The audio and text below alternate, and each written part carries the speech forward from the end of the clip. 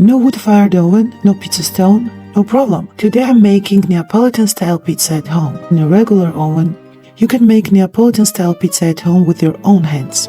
Today I'm sharing a recipe that actually works in a regular home oven. But before we start cooking, let's take a quick trip back in time and look at the story behind one of the world's most iconic foods. Because Neapolitan pizza is not just pizza, it's the soul of Naples. A flavor born from poverty, speed and everyday necessity. And today one of the great symbols of Italy. And let's walk through the noisy, crowded streets of 18th century Naples, where the story of Neapolitan pizza began. First, what makes the pizza different from other pizzas?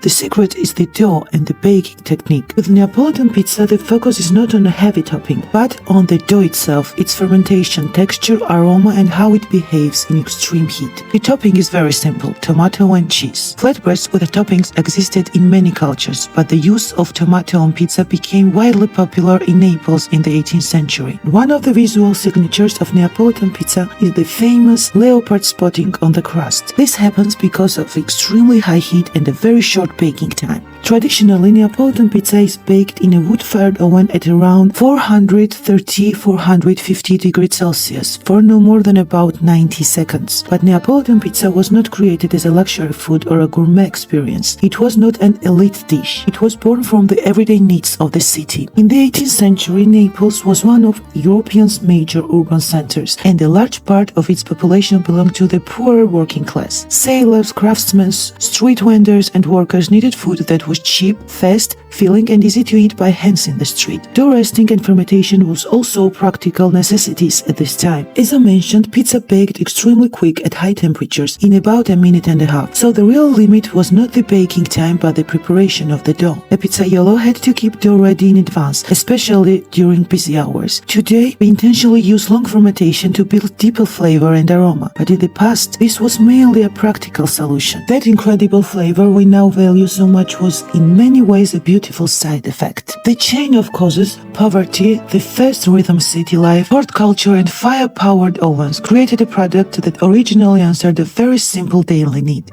By the end of the 19th century, pizza had started to move beyond the streets of Naples.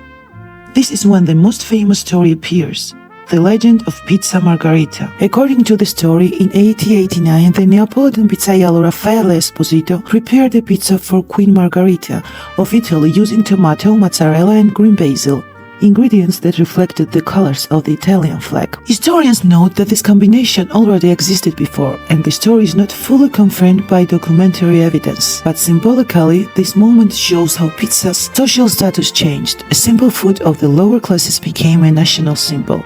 Today, Neapolitan is not only just a geographical word, it represents a practical style and defined technique and a tradition. In 2017, UNESCO recognized the art of the Neapolitan pizzaiolo as an intangible cultural heritage, not just the pizza itself, but the profession and technique and the passing down of knowledge. The word pizzaiolo means a pizza maker or pizza master, and this craft was shaped in Naples. So now let's start. First I added the yeast to cold water, then I added the flour in 2 stages, mixed it well and let it rest for about 15 minutes.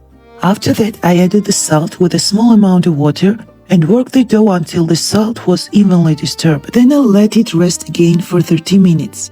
After the rest I made the first fold. I folded the dough from 4 sides as shown in the video. Then I let it rest again for 30–40 minutes and repeated the same process. In total, I folded the dough 4 times with about 14 minutes between each fold. After the final fold, the dough structure was fully developed. Now the next goal was deeper flavor and aroma, and that is exactly why long cold fermentation is important. I placed the dough in the refrigerator for cold fermentation. 12 hours is ideal, but after 24 hours, the flavor improves significantly. I let mine for about 20 hours. After that, I transferred the cold dough onto a floured surface. I used a silicone baking mat because it makes easier to move the pizza onto the tray. Then I divided the dough into balls of the size I wanted and left them at room temperature for about 1 hour. After that, I stretched the dough with my fingers, moving from the center toward the edges as gently as possible. The goal is not to destroy the air bubbles inside the dough, but to move them toward the crust.